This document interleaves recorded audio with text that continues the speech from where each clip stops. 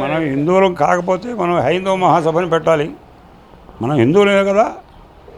ఇవాళ దప్పికైందన్నప్పుడు బావి తోకున్నట్టుగా ఇవాళ మనం హిందూ మహాసభలో మనం అందరం కావాలి. మీరు హిందువులైతే బయటికి రండి, లేచి నుంచోండి, పోటాడదని రండి అని. అంటే ఇన్నాళ్ళు మనం హిందువులం కాదా? ఈ దేవాలయాల్లో ఈ విధంగా అన్యమతస్థులు చేయడం కానీ, దేవాలయ నిధులన్నీ కొల్లగొట్టడం కానీ ఇవన్నీ జరుగుతూనే ఏకం కానటువంటి వాళ్ళు ఇవాళ మీరు హిందువులైతే బయటికి రండి, ఈ సభలకు చేయండి అని చెప్పి అన్నారు. ఇప్పుడు 10 ఏళ్ళ నుంచి కేంద్ర ప్రభుత్వంలో విశ్వ హిందూ పరిషత్ వాళ్ళు బీజేపీ గవర్నమెంటే ఉంది కదా. మరి శ్రీశైలం దేవస్థానం మొత్తం కూడా అన్యమతస్థులే ఉన్నారు ఉద్యోగస్తులు. తిరుపతి దేవస్థానం మొత్తం కూడా అంతే ఉన్నారు. తిరుపతి దేవస్థానం కూడా మొన్న ఉగాది పండగకి యేసు ప్రభు దయ వల్ల మనం ఇవాళ ఉగాది పండుగ చేసుకుంటున్నామని చెప్పారు. యేసుక్రీస్తు ప్రభువులు బట్టి పాటలు పాడారు, క్యాసెట్స్ అమ్మించారు. ఇవాళ ప్రభుత్వం లేదా? ఇవాళ దప్పికైంది అన్నప్పుడు బావి తోకున్నట్టుగా ఇవాళ మనం హిందువులం అయితే మీరు బయటికి రండి, లేచి నుంచోండి, అటెండ్ అవ్వండి అని చెప్పడం అనేది ఎంతవరకు అంటే దయాలు వేదాలు వెళ్ళి ఇచ్చినట్టుగా ఉంది తప్పితే ఇంకోటేం కాదు. చింతనీయ విపద ఆదావేవ ప్రతిక్రియ నా కోపఖననం యుక్తం ప్రదీప్తే వన్నినాగృహే అని. దప్పిక అయిందన్నప్పుడు బావి తోకడం వివేక లక్షణం కాదు.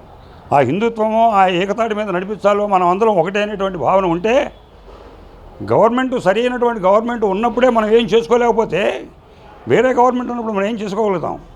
ఇది కరెక్ట్ కాదు. అంటే అసలు మన మనసులో మనశ్చేకం వచశ్చేకం కర్మణ్యేకం మహాత్మనం, చెప్పేది చెప్పురోలు వెళ్ళేది వేంపాడు.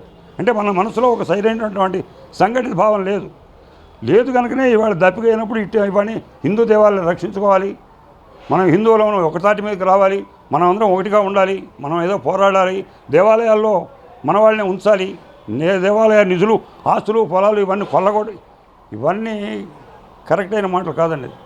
అది ఏదైనా చేయాలనుకుంటే కరెక్ట్గా చెప్పేది మనం ఏది చెప్తామో అది చేయగలగాలి, ఏది చెప్పామో అదే ఆలోచిస్తామో దాన్నే చెప్పగలగాలి.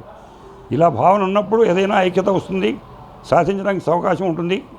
ఇవాడేదో కూటమి ప్రభుత్వం అన్నారు, వచ్చిన దగ్గర నుంచి ఆ పాత గొయ్యి పూడ్చుకోవడమే సరిపోతుంది, మేమేం కొత్త గొయ్యి ఏం చేయలేకపోతున్నామని వీళ్ళు అంటారు. ఎవరికి వాళ్ళు అంతే.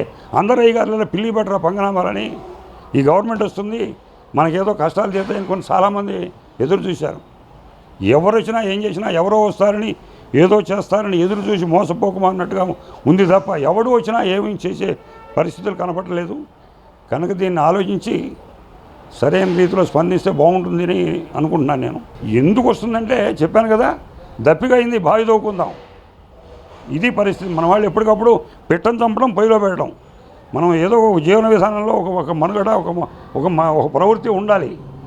అది ఎప్పుడో ఏదో ఏలవేరిలాగా ఎప్పుడు ఎరి వచ్చినప్పుడు మనం చేద్దాం అనుకుంటే ఇది కరెక్ట్ కాదు. అది అసలు ఈ ఆలోచనే తప్పండి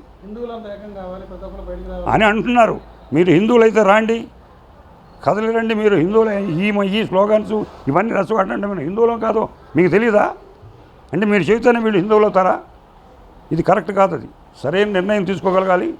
సరైన కేంద్రంలో ఇప్పటిదాకా ఉంది ఇదే కదా, గత 10 ఏళ్ళ నుంచి కేంద్రంలో ఉంది ఇదే, ఇవాళ కూడా ఉంది ఇదే. ఏం చేస్తున్నారు మీరు? ఎందుకు అడగలేకపోతున్నారు? కేంద్ర ప్రభుత్వంలో ఎందుకు నిలదీయకపోతున్నారు? అంటే పిల్లి గుడ్డిదైతే ఎలికి తోకచాడిచ్చిందని మనలో సరైన భావన లేకపోబట్టే ఈ విధమైనటువంటి స్థితి జరుగుతుందని నేను అనుకుంటున్నాను. కనుక ఇకనైనా సరే సరైన రీతిలో స్పందించి కనీసం మన హిందువుల యొక్క దేవాలయాలు కానీ ఆస్తిపాస్తులు కానీ మన దేవాలయాల్లో నియమించబడేటువంటి వాళ్ళు మన వాళ్ళే ఉండాలి. దానికి తగిన విధంగా పోరాటం చేయాలి అని నేను ముఖ్యంగా కోరుకుంటున్నాను.